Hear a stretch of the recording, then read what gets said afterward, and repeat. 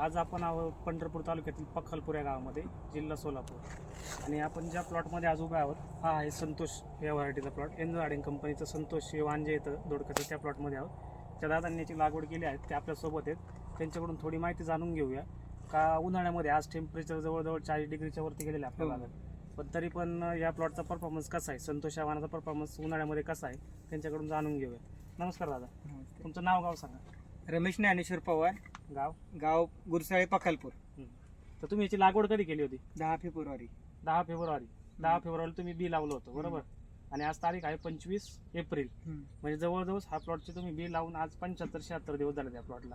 हा प्लॉट चालू किती दिवसामध्ये झाला? चालू 42व्या दिवशी झाला. 42 दिवशी तुम्ही पहिला तोडा केला होता, आणि आज म्हणजे जवळजवळ 1 महिना झाला प्लॉट कंटिन्यू चालू आहे. तर या प्लॉटचे जवळजवळ 15 तोडे झालेत ना? 15-16 तोडे झालेले आहेत 1 महिन्यामध्ये, आणि दिवसाड्यांचा तोडा चालू आहे. आणि ही लावलेली जी व्हरायटी आहे एन्झा कंपनीची, ही संतोष या नावाची व्हरायटी आहे. तर या दादांनी या प्लॉटला एक सांगायचा व्हिडिओ बनवायचं कारण इथं आज हे आहे, टेम्परेचरमध्ये बरेच शेतकरी उन्हाळ्यामध्ये दोडक्याच्या लागवडी करतात, पण प्रत्येक जणांना सगळ्यांनाच म्हणजे जर जवळजवळ उत्पादन कमी निघतं, तर व्हायरसचे जास्त प्रॉब्लेम येतात.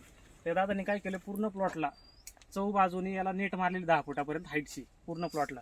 तर त्याचा काय फायदा येणार झाला त्यांच्याकडून जाणून घेऊया आपण थोडा. त्याचा फायदा एवढा झाला की मला फवारण्या खूप कमी लागल्या. आणि दुसरी गोष्ट, व्हायरस नावाचा प्रकार खूप कमी आलाच नाही. याचं कारण काय ना, व्हायरस नाही याचं कारण साईडने पूर्ण पॅकिंग केल्यामुळे पूर्ण पॅकिंग केलं, आजार खूप कमी आहे. ह्यावेळेस म्हणजे दरवेळेस नव्हते एवढे, पण दरवेळेस सारखं फवारणी लागायच्या. ह्यावेळेस खूप कमी फवारणी लागल्या. तर शेतकरी मित्रांनो, मला हेच सांगायचं आहे, जर तुम्ही उन्हाळ्यामध्ये दोडक्याची लागवड करत असाल, टेम्परेचर आपल्याकडे दरवर्षी वाढतच चाललेलं आहे, तर यांनी नेट मारल्याचा फायदा आज झाला. तुम्ही किडींचा अभ्यास करणं पण खूप महत्त्वाचं आहे. रस शोषक किडी ज्या प्लॉटमध्ये जास्त येतात तिथं व्हायरचं प्रमाण वाढतं, पण किडी कुठपर्यंत उडू शकतात, कितीपर्यंत आपल्यावर परिणाम करू शकतो प्लॉटला, याचा शेतकऱ्यांनी अभ्यास करून त्यांनी काय केलं, 10 फुटापर्यंत नेट मारलेली, जेणेकरून जास्त रस शोषक किडींचा प्रादुर्भाव या प्लॉटमध्ये झाला नाही, म्हणजे एकदम कमी आहे. त्याच्यामुळे आज या प्लॉटमध्ये व्हायरस कुठं दिसत नाही. यांचं उत्पादन पण आज चांगलं चालू आहे. जवळजवळ महिना झाला आज प्लॉट चांगलं चालू आहे.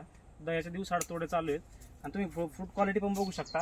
एन्झा कंपनीचा संतोष वाण आहे, एकदम लुसलुशीत दोडका येतो. मार्केटला संपायला काय फरक आहे बाकी दोडक्यांपेक्षा? बाकी दोडक्याचा म्हणजे त्याच्यापेक्षा एक 10 रुपयाचा रेटनी जास्त आहे, जास्त संपतोय. म्हणजे संतोष वाण बाकीच्या दोडक्यापेक्षा जास्त आहे. तर तुम्ही शिरा पाहिल्या एकदम लुसलुशीमध्ये येतात, म्हणजे जेणेकरून वाहतुकीमध्ये जेव्हा तुम्ही बॉक्स पॅकिंग करता याच्या शिरा तुटत नाही लुसलुशीत असल्यामुळं. बाकी दोडक्यांना काय, ज्या शिरा ज्याच्या जाड येतात किंवा कडक येतात, ते काय होतं, ट्रॅव्हलिंगमध्ये ना त्या धक्का लागला तरी शिरा मोडला जातात, आणि त्यातून परत नुकसान होतं फळाचं. पण याच्यामध्ये याला मागणी जास्त आहे, आणि याला लुसलुशीत दोडका, त्याच्यामुळे याला अजिबात म्हणजे ट्रॅव्हलिंगमध्ये पण कसला त्रास होत नाही.